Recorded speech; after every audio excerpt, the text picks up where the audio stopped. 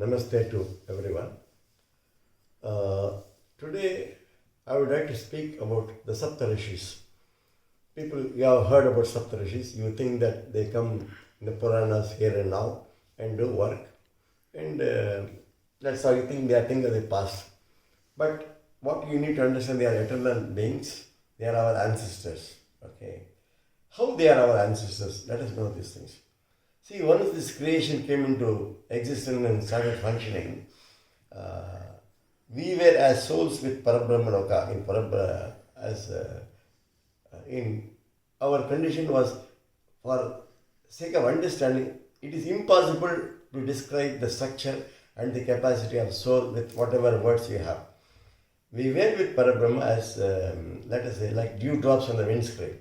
So, we experience the light passes through the windscreen, it passes through every drop and the windscreen simultaneously. We were in a state of bliss, experiencing everything along with Parabrahma simultaneously. We were never created, we are always there. Paramatma and Jivatma are always there. This word Jivatma comes when we wanted to come and visit the Bholoka, because the speciality of, see, in the Parabrahma you don't have a physical body, there is no physicality at all, it's only light, just lighted beings. We express our desire to Parabrahma that we would like to go and see and experience the Bholoka, because at that time our vision was to infinity. We could see sitting in Parabrahma Loka, you have an ant moving on this earth as clearly as you are seeing, and within 2 inches of the ant. That was our vision capacity. So, Parabrahma, because we are multi-billion in number, we didn't want to crash get his office. We sent about selected seven among our people to go and represent Supreme Court, to seek permission to go to the earth. When we thought it is a coincidence, there is no coincidence in the realm of Supreme God. So the 7 people, especially when we asked permission, he said, by all means, you can go. Wherever you are within me. There is nothing outside me. Now you will do one thing. In the condition which you are, you can't go down. I will bestow you with a sheath called Anandamaya kosha, blissful sheath. This will see wherever the soul is there, it remains in bliss, irrespective of whatever may happen outside. So, like you say, you got your Teflon coating for it, nothing will stick to it like that. Then he blessed the 7 people. He said, you will safely take them and conduct them back. I bless you with special powers and wisdom. Whatever you come to face, if you are not aware of it, you just look within, you will have the wisdom to know about it and deal with it. So, with that, blessings of Supreme God. And he said, you will allow them to experience whatever they want to experience. You will not force them to come back. They can come back when they are fully satisfied, they can come back. I am not in a hurry that they should come back immediately, no such things. Let them take their own time, because the multifarious spectrums of creation are there. What you want to experience, you cannot possibly one birth. So any number of births is okay, there is nothing wrong. You see, karma is just the currency which we have purchased, the physical body. There is nothing wrong about karma. Kara is hand, ma is self. You are doing with hands. You see. So when you are doing it, you cannot, any part in the body, if you don't use it, it will become redundant. You put 2 fingers, put a plaster around it, within 6 months, flesh will have grown, both will become useless. Likewise, everything has to be used. With this injunction, we acquired Anandamaya kosha. Moment we had the Anandamaya kosha, our vision was cut short to half. What was incorrect? We didn't mind, because our interest was reaching towards Bholoka. Then we came to Devi Loka. Devi Loka is spectacular. There you have Himalayan-sized gems, self-luminous gems. I mean, just an example. And everything is lighted beings. So we were there for some time. After experiencing the presence of Devi Loka, we requested permission for Devi to go and towards Bholoka fast. And Devi said, my dear children, your Anandamaya kosha is enough for you to be with me here. But for further words, you have to know certain more details. I will give you a sheath called intelligence, Vijnanamaya kosha. This has all the data of everything which I have created or going to create. See? So with this you will be happy, you will be able to understand the further. So we took the intellect. Again our vision was top was last. We could see all around and bottom. We didn't mind that we passed through Kailasa, Vaikuntha and Brahma. It is just like an inverted pyramid like this. So these 3 worlds are similar, like Kailasa, Vaikuntha, Brahmaloka, only difference in size. When we came to Brahmaloka, we approached Brahma, having experienced all these lokas, Kailasa, Vaikuntha and Brahmaloka. How these people, because When Parashakti came in secret, first position was given to Ishvara because his Parabrahma himself became Ishvara. Then these two were created beings of Parashakti, they took the. And Brahma is an old person because as a time movement, if you technically see, from the time world has been created, in creation began, Brahma's life is 100 years like ours, our year. And each year is 365 like ours.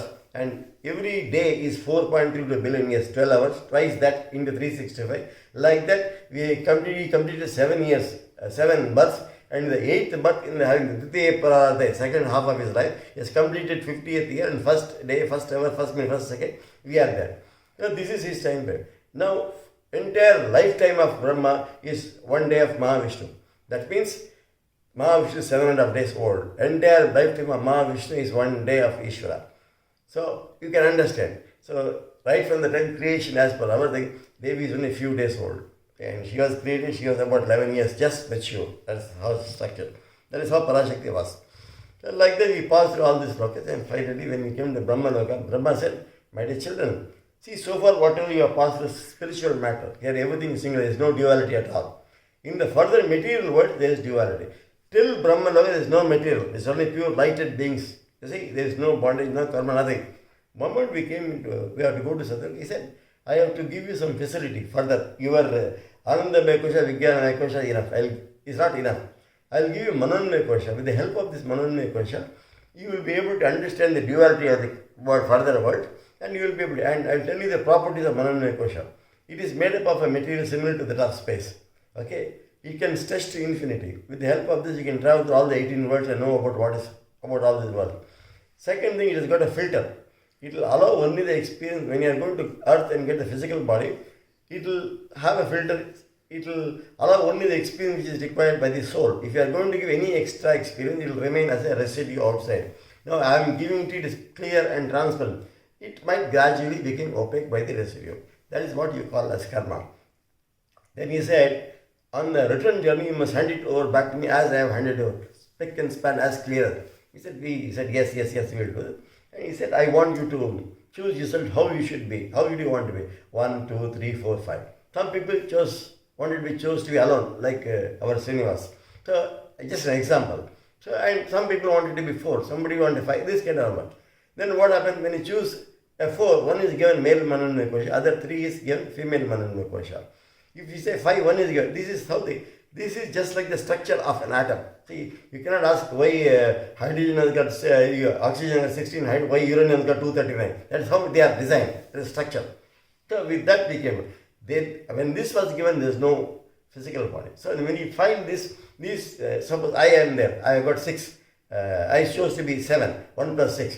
Now all the 6 people will be around here. See, for that all they will be attracted to me. One will be my daughter, one will be my sister, one will be my mother, one will be somebody else. This is possible. And they will be attracted towards me just because even if I see them of my age or marriage age, I cannot marry everybody. I can marry only one person.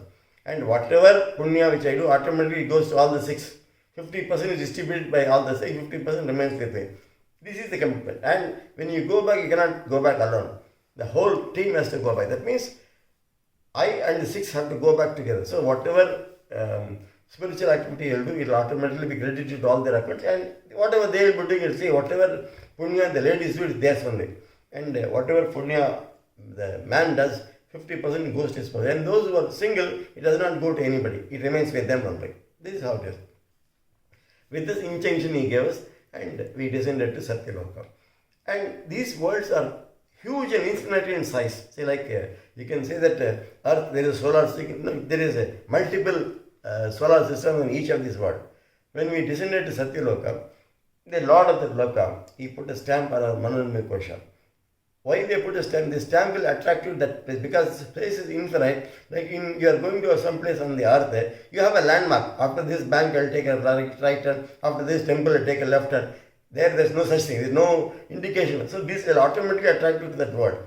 So we passed to Satyaloka and all words. Like let's say Om Bhuhu, Ubhava, Soha, Maya, Jana, Tapa, Satya. We passed through all these lokas, the lords of the loka. We experienced and put the stamp. Finally, see, whatever beautiful earth you have got, all these things, there is there also. The only attraction on this earth is food and sex. These things are not there in the other worlds. So we came down here. We came to this earth. Now, the first descent was we were all born to apes. You see, this 15-degree shift took 50 million years. We are born again and again. That's what your physical structure is. So when we got the proper physical form, we started experiencing nature in its all magnified, glorified stage. So the seven people were selected. They were in the single birth because whenever something, suppose let us a bunch of grape is offered to you, you take one grape and the taste of one grape is enough for the soul. It does not want the second grape. But you are not satisfied with the taste of one grape. You want to eat the whole bunch. The experience which you have derived from eating all other grapes forms a residue. Slowly your Anandamaya kosha becomes opaque. This is, I have told again with respect to one sense. We have acted similarly in all other senses, and you can imagine. So when we had gone through several births, so every birth we are taken to Yamaloka, they take the stock of whatever actions karmic, and they are saying give you one more physical body. But after, let us say we have taken around 100 births, you see, the Rishis were in the same birth, the 7 people. Then they said, my dear children, let us go back. You see, we will teach you some simple meditation. You can wipe out this. Just like if you have a simple stain on your shirt, immediately you wash it with water, it will not form a mark. If you leave it, let it dry, it forms a mark, then you will have to use a lot of detergent to remove the stain. So the Rishi said, we give simple meditation. We said collectively, no, we are not interested in going. If you want, you can go back. Like the children normally tell them, when you take them to some fun world, they don't want to go back. You take them to park, they don't want to come back home. You go back, we'll see. That's how it is, natural attraction. So they said that it is not possible that we can live in. Then they scanned the system. They thought from where we can be born again and will not be bound by karma, and they can come and guide these people.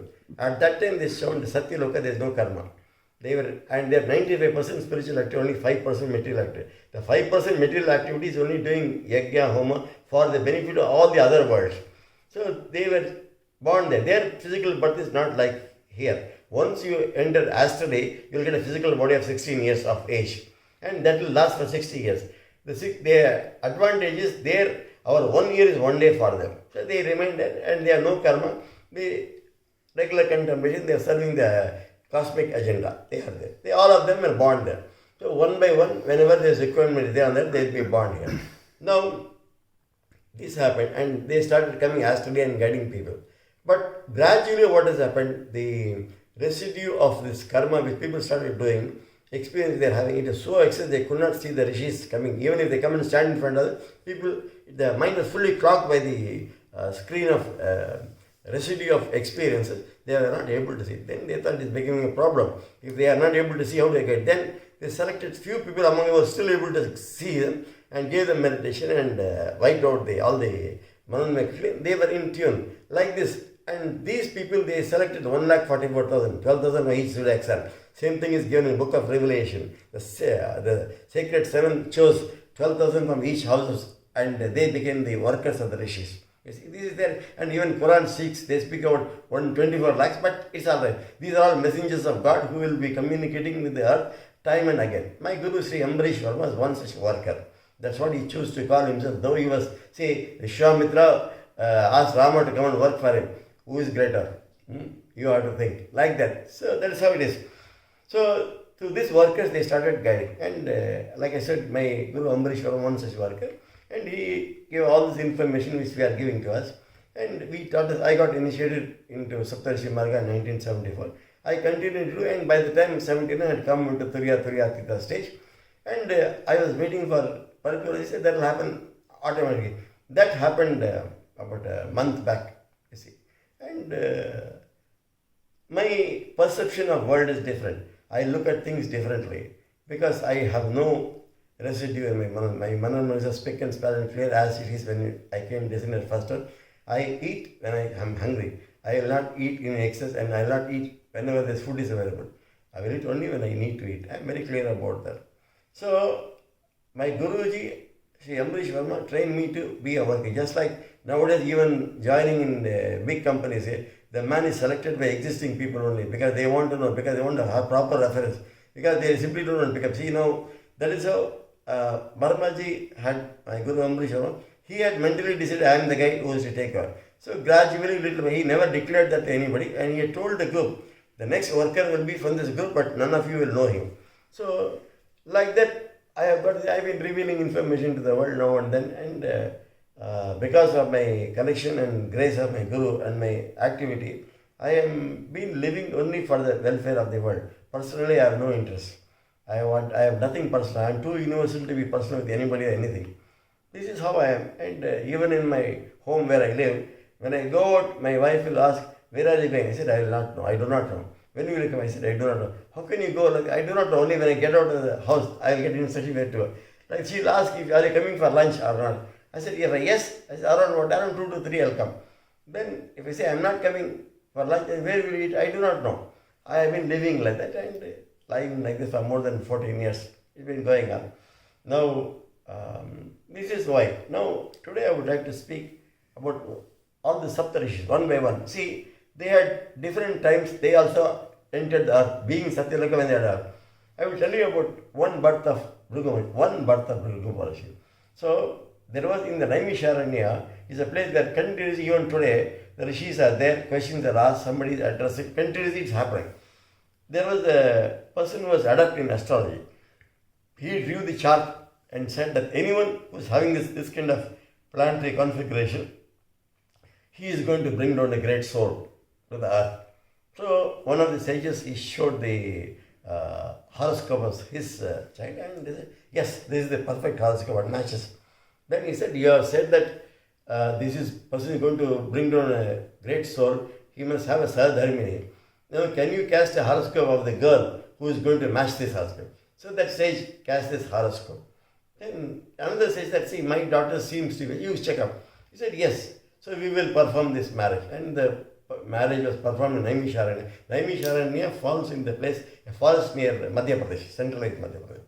So, and the marriage was, marriage was very simple. All these things were not there. What we are doing is not like this. The boy and girl were asked to commit themselves to certain righteous living. And they went round a fire just to commit Saptapati. That is most important. Like what is that you are committing yourself? And they did that. And why this fire? You are taking fire as a witness for whatever you are doing. He said one of the Panchabhutas. So after that, and they asked the sage, said, "You have said that this marriage is for the bringing down a great soul. Why don't you write the horoscope and time when they should have a relationship with each other and bring down the soul?" By the all means, he calculated, said he gave a date 20 years after that time of marriage. And these two children, they thought, "Sir, if we stay in one place, we may falter, we may commit mistake by attraction, of biological attraction like that. So we will go on pilgrimage with your blessing." They started on a pilgrimage. This they went around the country and they completed 20 years. At that time also they were in the somewhere near Bhopal, they were there back, and it was happened to be Mahadaya Ammasya. And this lady, and no, actually, one particular day, that particular date when they came, a sage, they were in sage ashram, the sage prepared the necessary thing. They had the relationship, and that lady, they said, "See, you be here till you are confirmed that you are conceived." When that girl was conceived, then the blessed, because they are habituated to spelling, they continue. At that time, they were somewhere in a forest near Madhya Pradesh, and they entered a village. That elders of the village said, "Today you have entered on the Mahadaya Ammasya. There is a Ishvara shrine in the top of the hill. He is a very powerful deity. Go and take his blessing, you will get a very great soul." So the both husband and wife started walking through the forest. Somewhere in the mid-noon time, it was so hot, the husband said, "My dear, I am not able to keep next step. Please find out if some water is available." So this lady stood on some small hillock and found, at a distance she found a pond. She went to the pond and picked up the water in a lotus. They were slowly moving. At that time there were some tribals. For them on Mahadaya Ammasya, they used to give a Narabali to Ishvara in the temple above. They said, "Okay, today we have got 2 in 1. We will give this girl as Narabali." And they started, after her, she started running. How much a lady who was in advanced pregnancy can learn. She moved behind a tree and was gasping and a bush, and she was hiding. She started thinking, what an irony is this. See, the tribals were 100 in number. All the sages, they planned saw our horoscope and planned this, and planned a descent of a great soul. Now the soul which is in my womb is not even going to see the light. I am going to be given as sacrifice to the Lord. And is there no God to protect me? A child from the womb's world. Why are you asking God? I am coming down. The child came down. He looked at, glanced at the 100 people, all of them were reduced to a heap of ash. All the 100 tribals. Now, what you have to understand, this is the power of brahmacharya. They follow that. And even Sadashiva Brahmendra, what happened? His parents, they married late in those conditions. After 15 years of marriage, the lady asked sir, is it not right that you must have a child issue? My dear, just come into your consciousness. We'll definitely pray. We'll go to Rameshwaram. They went to Rameshwaram. They were meditating. A blue ball of light entered her womb. That child was Sadashiva Brahmendra. Sadashiva Brahmendra is consolidated Supreme God. Supreme God manifested as a physical body is Sadashiva Brahmendra. Now, about him, people know. So, this is the descent of Brighu Maharishi, one of the descent of Brighu Maharishi. Like that, I will tell frequently about all other Rishis. And these Rishis come to take birth on the earth whenever they is required. So, they have their physical body in Satyalokas. Like Sir C.V. Raman was Attri Maharishi. A.P.J. Abdul Kalam was Angirasa Maharishi. And Rameses was a worker of the Rishis. Moses was also Attri Maharishi. John the Baptist was also Angirasa. So, all these Rishis, they keep coming again. Whenever there is a requirement, otherwise, see, for them, if Sir C.V. Raman worked whatever number of years which was here, that many number of days he was in Samadhi, is there. He went back to that body which was there. That way, for them, there is no karma there. They can come whenever want, when they go back. And he came with a commitment. See, he will go through the life of A.P.J. Abdul Kalam, right from as a child, whatever religion he was born, he was fascinated by the Vedas which is being told in the temple. He sit outside, stand outside, hear that. Then he was tutored by elderly Brahmins from the Agraharam and all this thing. All this thing is naturally attracted, and because these Rishis are come to give out something. So for whatever he had planned, he has delivered to the world, and our country is going in a jet speed in spacecraft and all those things like that. See, at every given point, there is never a time when one Rishi is not physical. Vivekananda was Vishwamitra Maharishi. He himself was Jesus Christ. And out of compassion, they have eternal compassion for us. The abundance of compassion which they have got for the human beings is 1 billion times more than a parent has for his child. They will suffer. And Vivekananda said that I will be born 1 million times to lift one person. That is there. That is their compassion and grace. That's why you see, the role play of Vishwamitra Maharishi and Jesus Christ and Vivekananda may seem to be different, but the eternal goal was only one, to help the humanity to get liberated. That means what? Moksha is not what you get after death. Moha Shaya. That means dissolution of attachment. See, even Bharatiyar sang the song, Mohathai Kundruvudu, Allah Muchai Nirthivudu. This he sang 2 days before he left his body. That means it is very difficult to give up attachment, whatever greatness you may have. Now, what you should do is, I will tell a method by which you don't have to worry about attachment. Get attached to God who is within you.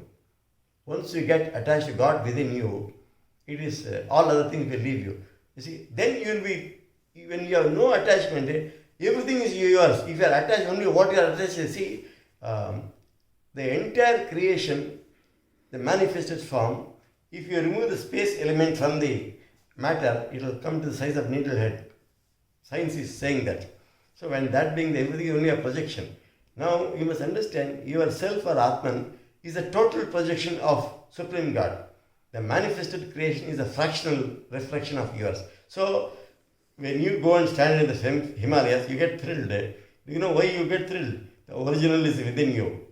The reflection sees the original, it gets thrilled. You go and stand under a tree. Anything where it's happened, because the external is only a reflection, is only a projection.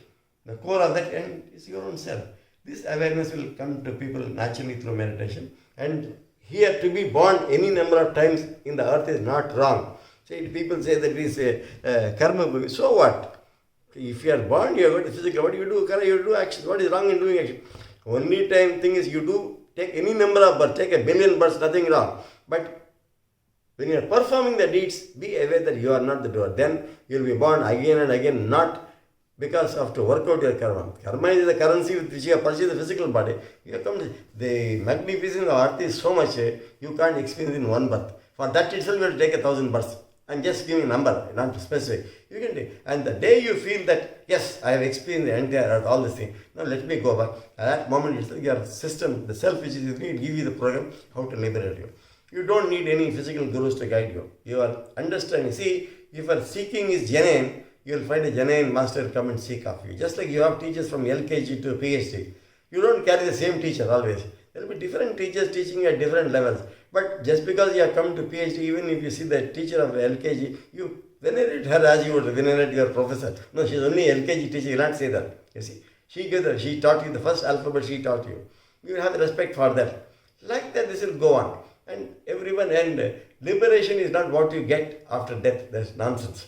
You should be free when you are here. You are born free, and you are, see, the freedom which has been given to you is by Supreme God. He said that, he told Rishis, I mean, we call them 7 people. You will not force them to come back. They will come back only when they are fully satisfied. Till then, you have to wait. The Rishis cannot go back to Parabrahma Loka without us. So that is why they are then physical body. Whenever the time requires they should be born on earth, they will be born on the earth. Now the Satyuga started. The Vishwamitra Maharishi is already born. All other Rishis will be, and the only Rishi who is in charge is Attri Maharishi. All the other, he will see the descent of all the Sapta Rishis. Now there is a lot of Varna Sankarana is there. And pure, and even Maru Devapi, who are the Surya Vamsha, Chandra Vamsha, they also will be born. New generation will come. And after all this pralaya, changeover, which is takes place, and new set of people will come, and even Saptarishi will be physically born on this earth. It is for a period of 20,000 years. See, 20,000 years people will be in perennial company of Supreme God. Everyone will experience Supreme God. Nature will give in abundance. There is no need for cooking and all these things. Things will happen. All trees will give wonderful flowers and fruit. Now, science people are telling new species are appearing. In London, they have sighted one plant which is 50 million years. So, all these things will automatically happen because the Earth is entering, assuming Earth is a spaceship, it is moving in the space. This is our solar system. When it enters the area which is pertaining to the Satyuga area, it will give those kind of energies, and here Earth will respond accordingly. You see, now you see average height was 5 feet in 47, 48. Now it is more. I am 5'7" and my son is 6'3". His son will be few inches because Satyuga in height is 27 feet. Suddenly you are not big. We found that in Thar desert we found a skeleton which is 25 feet. See, a person standing near the skull it is his height. You see, these things you have seen, and the time is coming. These people will be born, and the height will grow gradually. I think by the end of the century, average height will be 7 feet. Okay, tall will be 7.5, 8. Like that, every century will keep on increasing, and by around few thousand years, because for 20,000 years, everything will change on the earth. Automatically, it will happen. And now, only request or blessings for the existing humanity is simply be aware who you are.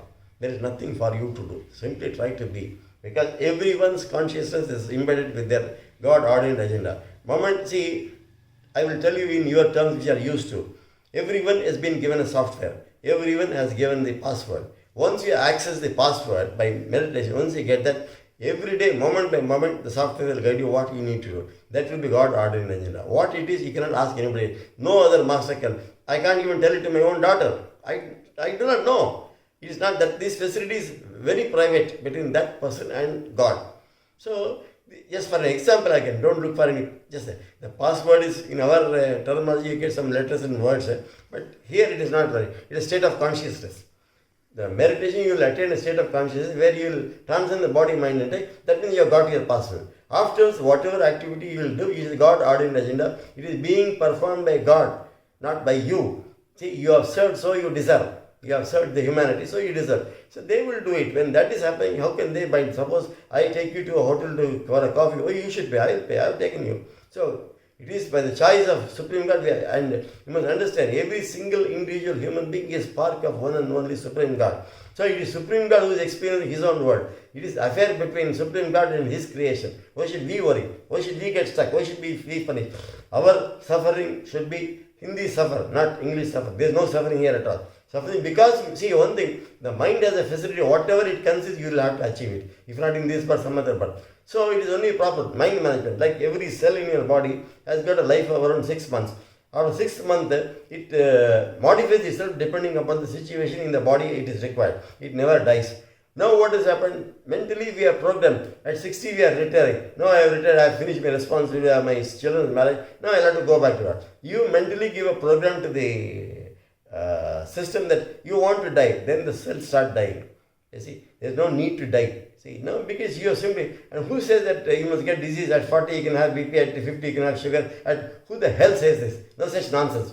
The body can remain perfect. In Satyuga now, our age is going to be 400 years.